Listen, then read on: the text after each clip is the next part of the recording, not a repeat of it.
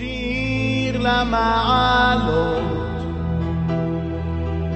אשא עיניי אל ההרים מאין יבוא עזרי מעין. Ce cours de Torah, les Ishmat, et ma tante Simi et Kistassi, la femme de mon oncle, Rabinissime Kistassi, que Hachem repose son âme en paix. Que le bon Dieu protège ses enfants, ses petits-enfants et toute la famille. Amen. ברשות מוריי ורבותיי,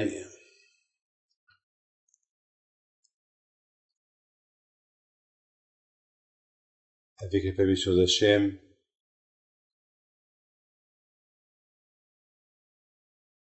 aujourd'hui on va parler d'un sujet un peu important,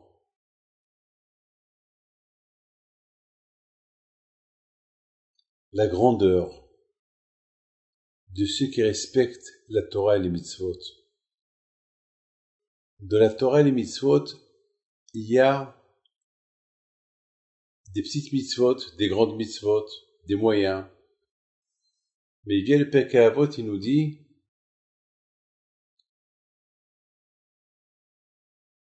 une mitzvah qui vient chez toi, une mitzvah qui vient vers toi, ne la rate pas, fais-la.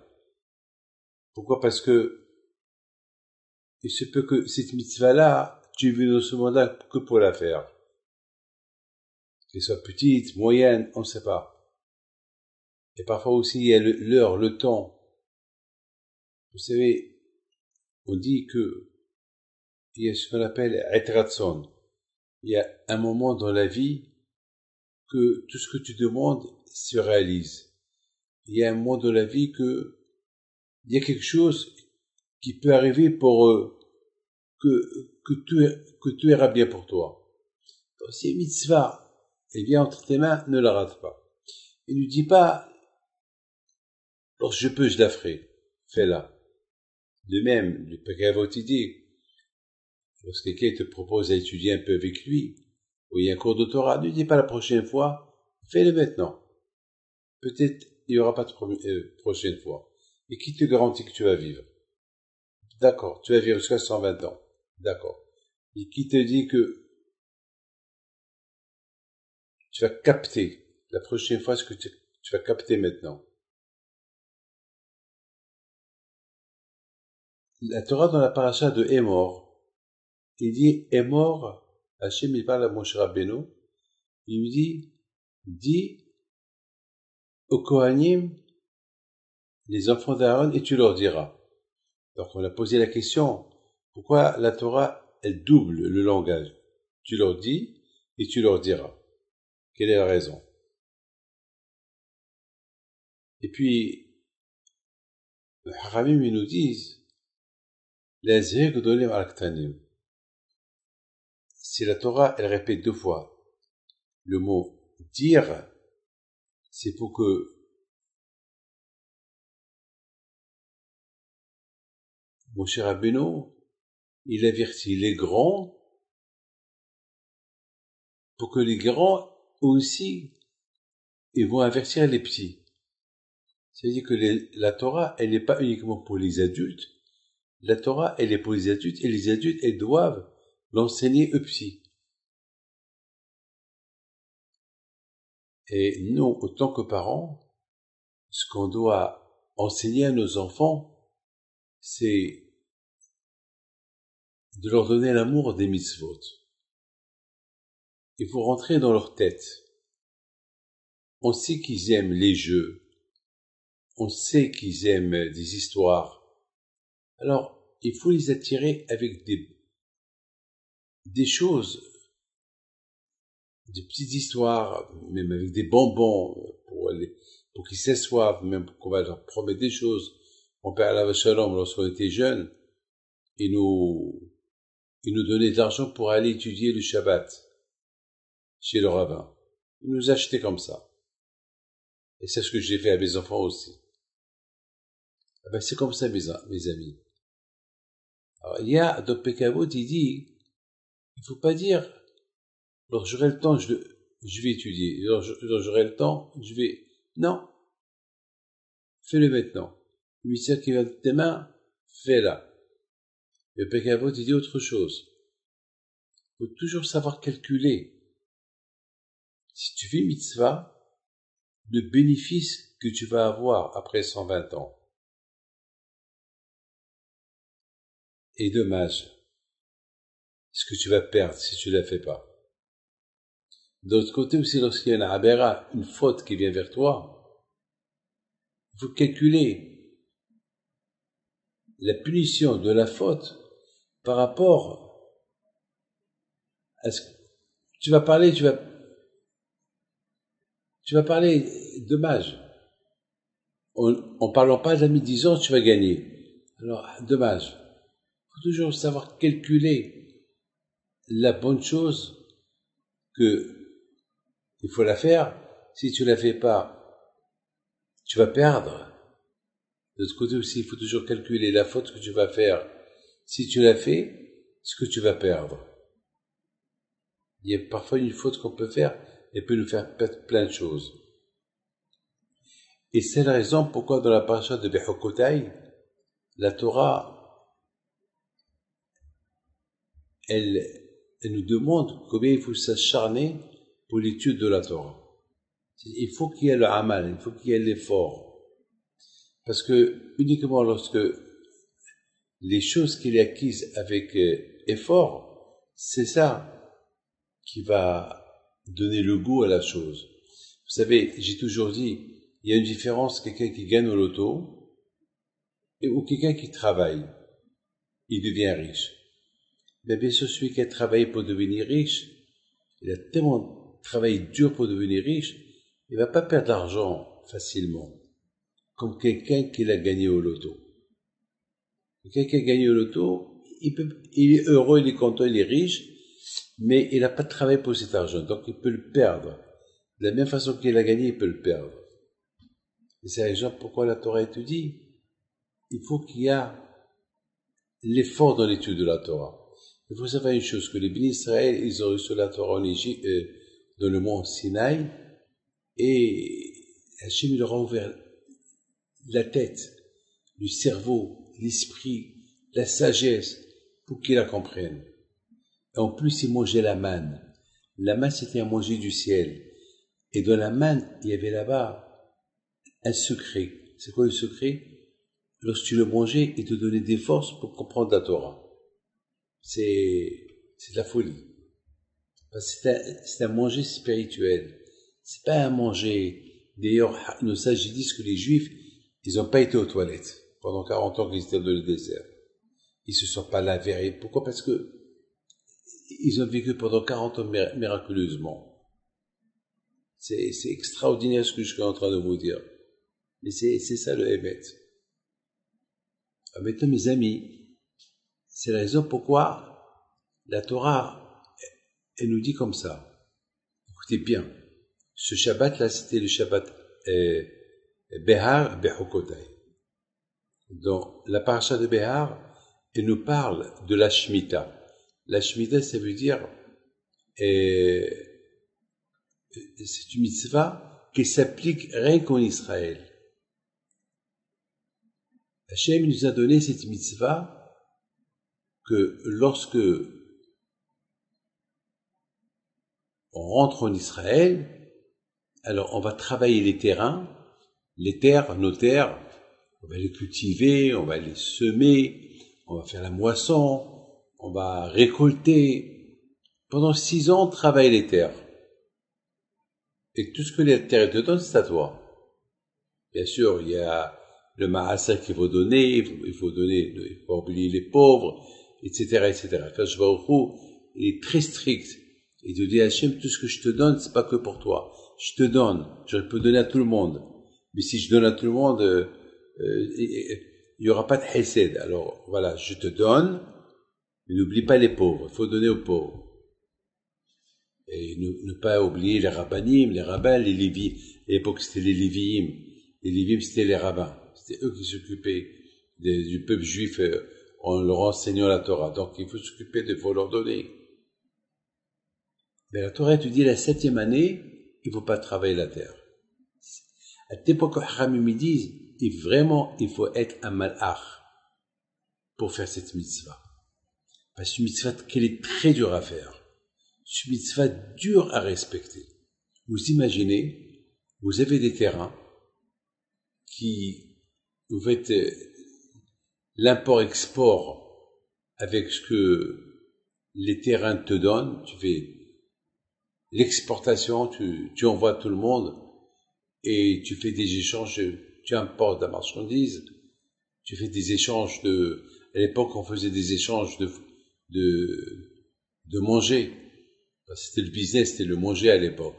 Aujourd'hui c'est high-tech, aujourd'hui il y a l'électricité, il y a téléphone, il y a plein de business, mais à l'époque, le vrai business de l'époque, c'était la construction, et c'était labourer la terre, cultiver la terre, récolter la terre, c'était avec le manger. Donc c'était le manger, l'essentiel du business de l'époque. Il y avait aussi élever les animaux et le business des viandes, etc., etc. Le lait, c'était que tout autour du manger. Aujourd'hui, non. Alors, vous imaginez quelqu'un qui laisse ses terres, on lui dit que la 7e année, tu ne dois pas la cultiver, tu ne dois pas le travailler, tu la laisses. Et surtout, tu peux pas faire du business avec ce que la terre t'a donné. Tu vas voir les pauvres qui rentrent, ils prennent, tu vas voir les étrangers, mais des non-juifs, des juifs, tout le monde, les animaux, ils rentrent. Vous voyez votre terre en train d'être saccagée et tu peux rien dire. Mais c'est de la folie. C'est dur. Hachem, il veut t'enseigner que la terre, elle m'appartient. Voilà, je te la donne pendant 6 ans. La 7e année, rappelle-toi que la terre est à moi. C'est dur. Imaginez-vous que un pauvre qui a un petit terrain, il vit de ça.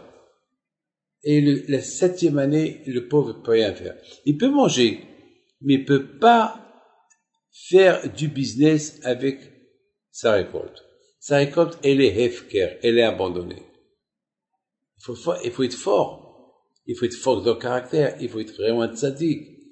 C'est à tel point que Hachamim me disent que on compare ces gens qui respectent la Shemitah, les gens qui respectent la 7e année et qui la récoltent pas et qui font ce que la Torah dit, on les compare à des malachim.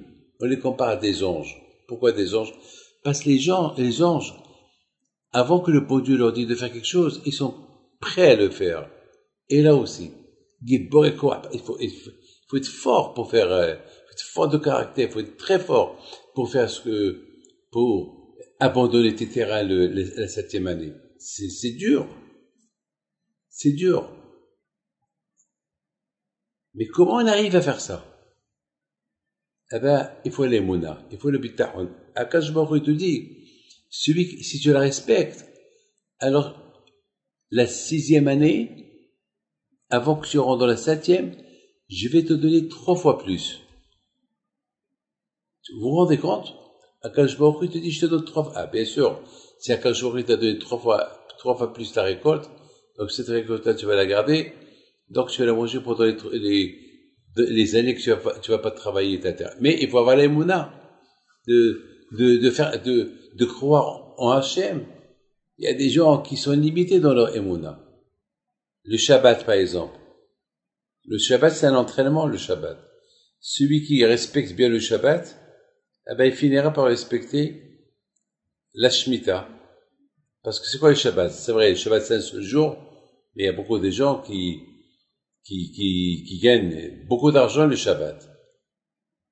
S'ils travaillaient. Et le fait qu'ils ne travaillent pas le Shabbat, ils ont les monas à Kadosh Baruch Hu, c'est eux les riches. Mais celui qui arrive à respecter bien le Shabbat, eh ben, il va s'entraîner pour respecter la Shemitah. Mais ça aussi, c'est pas assez.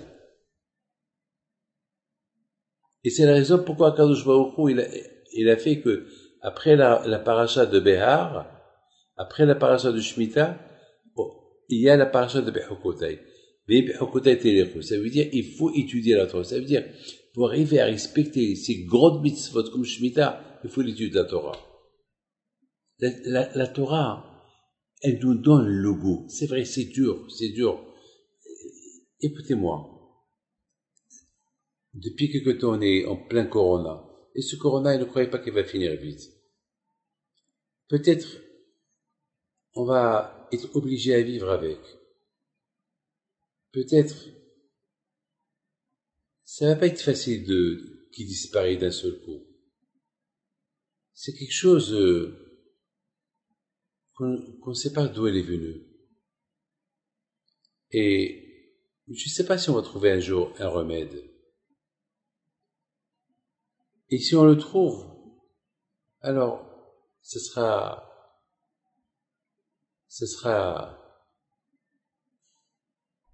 la joie. Mais pour le moment, ils n'ont encore rien trouvé. Je sais, en Israël, jusqu'à maintenant, on découvre encore des cas, et des écoles qui s'ouvrent, et des écoles qui ferment, et c'est de la folie ce qui se passe, on ne sait pas. D'ailleurs, même les ministères de la santé, ils savent pas. Ils s'attendent à des pics de corona, un rebondissement grave. Août, septembre, octobre, novembre, décembre, ils savent pas. Ils savent pas.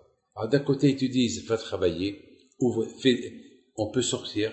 De l'autre côté, ils préparent, dans beaucoup des endroits dans le monde, ils préparent déjà, s'il y a un rebondissement de corona, si ce virus, il vient encore en force, bon, le monde, il ne soit pas paralysé comme ça a été jusqu'à maintenant. Mes amis, dans cette paracha de Bechukotai, il fait peur. Elle dit que si tu t'acharnes dans la Torah et tu fais Torah et Mitzvot, alors quand il te donne la santé, il te donne la joie, il te donne la parnassa, il te donne le shalom. Et sinon, c'est grave ce que la paracha dit. Il y aura des épidémies, il y aura ça, il y aura ça, il y aura ça. Il y aura des malheurs, il y aura des guerres, il y aura. C'est une paracha qui fait peur. La paracha qu'on a lue aujourd'hui, elle fait peur. Mais de l'autre côté, la Torah te donne un remède. Quoi le remède? La Torah. Respecte la Torah. Pourquoi on ne le fait pas? Pourquoi on n'essaie pas? Lorsque quelqu'un il est malade, et le médecin lui donne un médicament, même s'il est dur, il essaye. Pourquoi nous on est têtus? Pourquoi on ne prend pas sur nous quelque chose? La tsniout. On prend sur nous le Shabbat.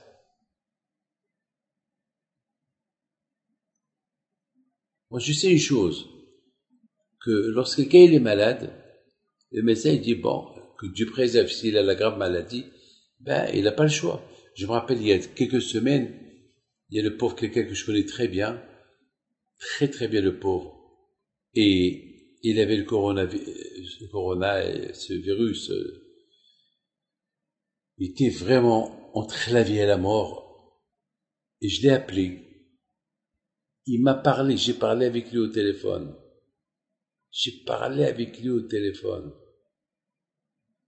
Il m'a dit, Rabbi David, ça va pas.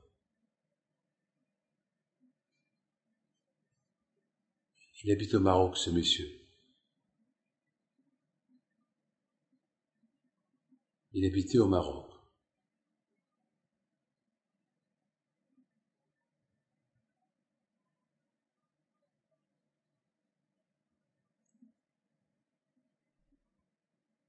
Et malheureusement, pourtant, ils ont tout fait pour lui, pour sauver sa vie. Et à la fin, le pauvre, il est parti.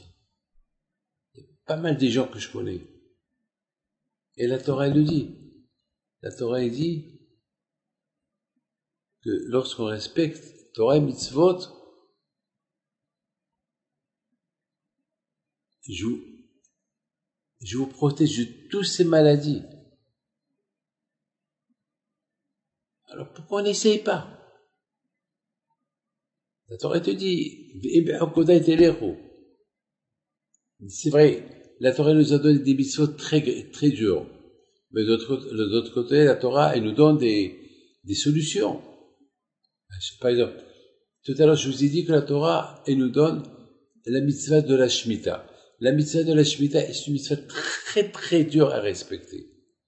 Mais de l'autre côté, la Torah te dit, si tu l'as fait, je te donne 3 fois la récolte que tu devais récolter la 7e année si tu aurais labouré et semé ta terre. Ah, bien sûr, c'est super. Attends, je mets 1 franc et je gagne 3 fois plus. Ah, c'est bien. C'est super. Super. J'ai 1000 hectares et quand je voudrais me donner le bénéfice comme si j'avais 30 000 hectares, 3000 hectares. Attends. Il y a une différence entre un hectare et, 1000 hectares, 3000 hectares, imagine-toi que j'ai 10 000 hectares, il me donne 30 000 hectares. 3 fois plus, ça fait 40 000 hectares. Qui va pas le faire? Mais, justement, le Tzara est très fort. Il te fait rentrer les doutes.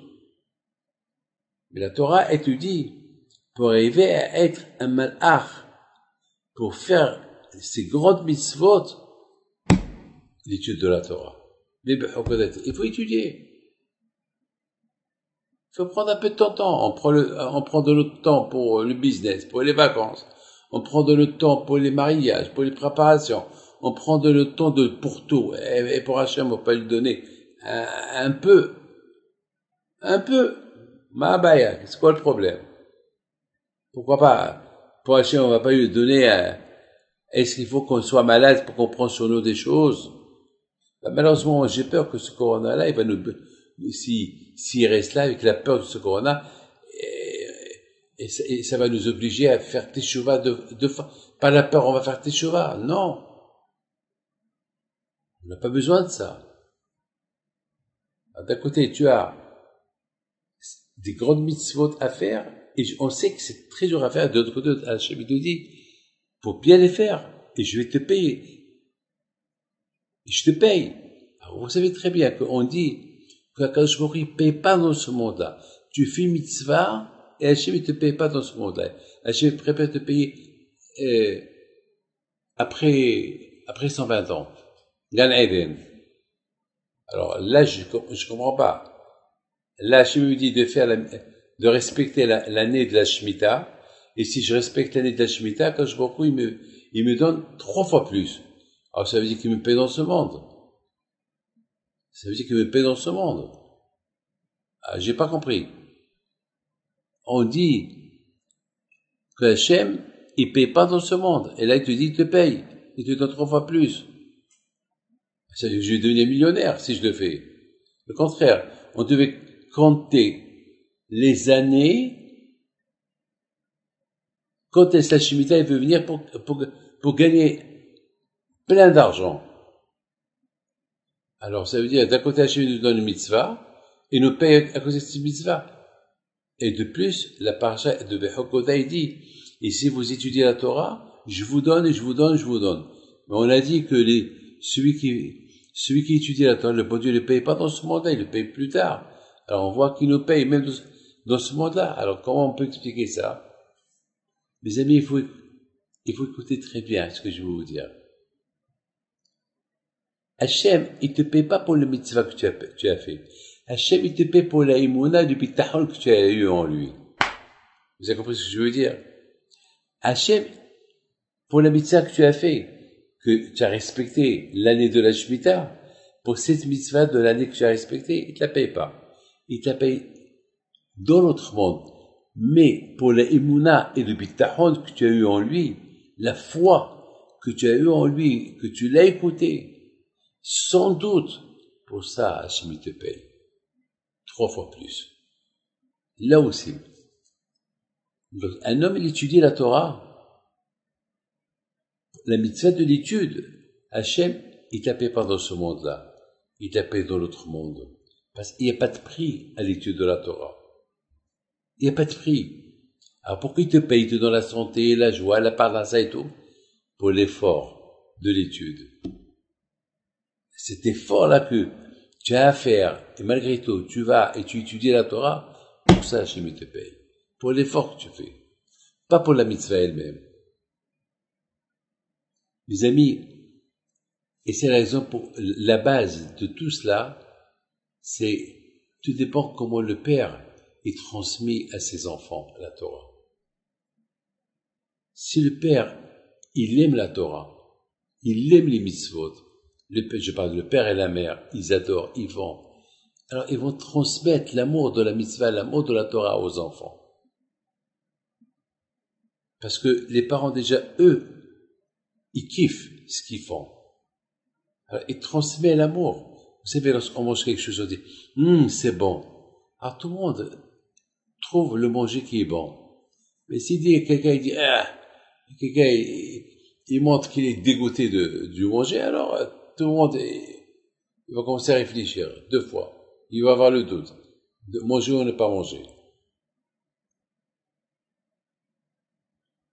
J'ai de la peine de voir que après 2 mois qu'on a été confinés, après 2 mois et finalement on n'a pas pris des résolutions.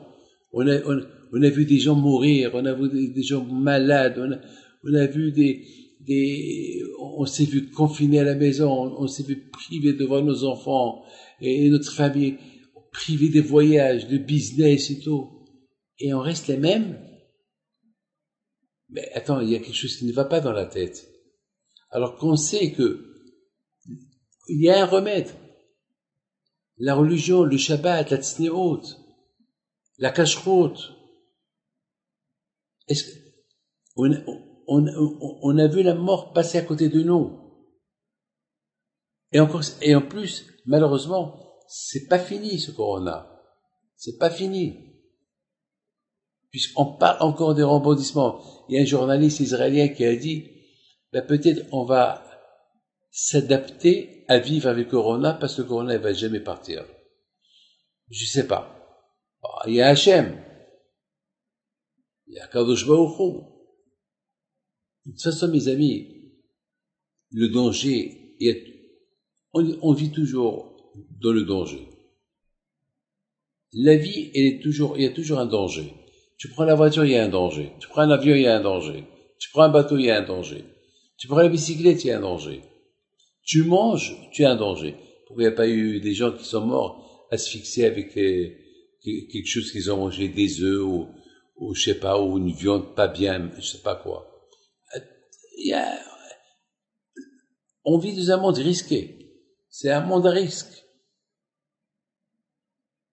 Mais une chose est certaine. Il y a la Torah. Goûtez-la.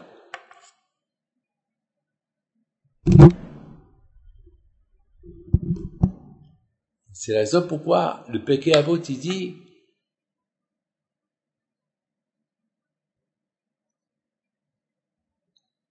il y a une mitzvah qui vient chez toi, fais-la. On dit mitzvah, goreret mitzvah. Une mitzvah et t'apporte une autre mitzvah. Une mitzvah qui est venue entre tes mains, ne la rate pas. Fais-la. Ne fais pas de différence entre les grandes mitzvot et les petites mitzvot. Il se peut que Hachem te paye plus pour la petite que pour la grande mitzvah que tu fais. Pourquoi?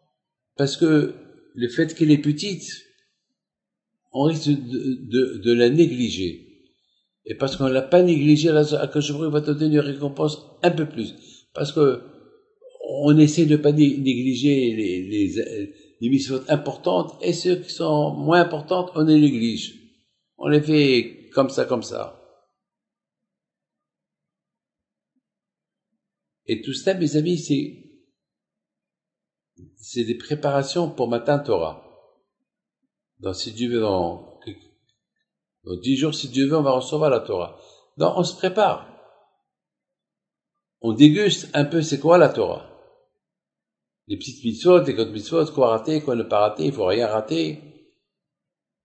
Calculer une mitzvah, si je la fais pas, ce que je vais perdre. Calculer la punition d'une faute que je vais faire, et si je la fais pas, la récompense que je vais avoir. Se préparer dans les midot, se préparer dans être super, être bien. Midot, derech, la politesse. Et voilà la Torah, elle nous donne des conseils. Comme il dit Rabbi Shimon bar Yochai dans le Zohar, que la Torah c'est des conseils. Voilà, la Torah nous donne un bon conseil. Tout dépend des parents, comment ils éduquent leur enfant, comment ils transmettent à leur enfant l'amour de la Torah. Selon comment ils vont transmettre l'amour de la Torah, ils vont aimer la Torah. Les enfants. Et après, ils vont arriver à faire des grandes mitzvot, comme la Shemitah.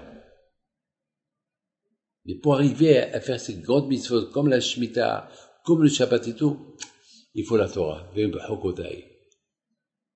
Ah, si tu poses la question, alors comment quand je me donne une récompense, si je respecte la Shemitah, il me donne une récompense de l'étude de la Torah que je vais étudier avec effort? Eh bien, la réponse elle est, Hachem te donne une récompense, pas pour la mitzvah que tu fais, la Shemitah, pour la émona, le bitachon que tu as en lui en faisant la Shemitah. Pour ça, il te paye. Hachem te paye pas pour l'étude de la Torah que tu as étudié, mais pour l'effort que tu t'investis. Pour ça, il te paye. Et après, la Torah, elle te parle. Et si vous faites pas la Shemitah, vous faites pas les mitzvot, vous arrivez, voilà, là. Et la famine, et des insultes. Mais, vers la fin, Moshe Rabbeinu dit au Bnei Israël, et Hachem vous a donné des mitzvot au mont Sinaï pour éviter toutes ces malédictions et ces épidémies-là. Alors pourquoi les raver? On a la solution entre les mains. Pourquoi on ne prend pas une chance? Comme une femme.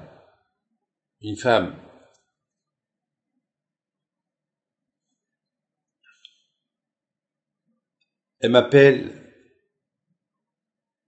elle me dit, Rabbi David, je comprends pas.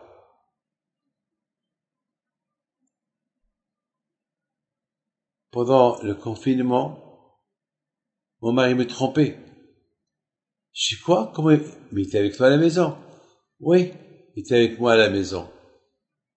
Mais lorsque je dormais, il sortait. Je me suis jamais rendu compte. Parce que toujours il m'a dit qu'il dormait dans l'autre chambre. Et lui, il savait par le téléphone si je dors pas.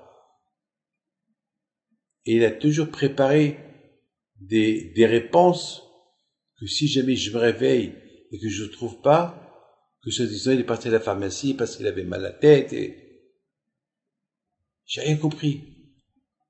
Je prends le monsieur, je lui parle. Alors elle a décidé de divorcer. Je dis comment tu fais ça? On est en plein épidémie. Et je sais que toi tu es un homme. Tu viens à la Hiloula de Rabbi Pinto, tu vas des Hiloulot. Comment tu fais ça?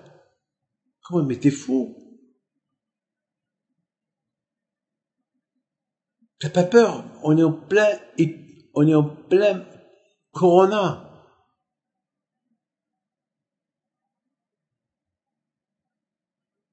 J'avais pas de réponse.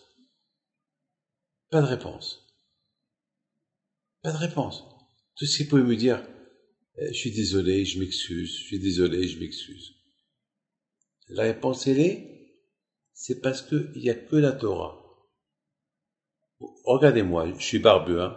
Vous me connaissez tous. Mais s'il n'y avait pas la Torah, j'aurais fait des bêtises. Qu'est-ce que vous croyez? C'est la Torah que j'étudie qui me fait des barrières. David, fais attention. David, arrête. David, c'est la Torah. Voilà mes amis. C'est comme ça mes amis se préparent pour matin Torah. Que Hachem vous protège et vous donne la santé. לברכה והצלחה. אדוני ישמור צאתך ובואך מעתה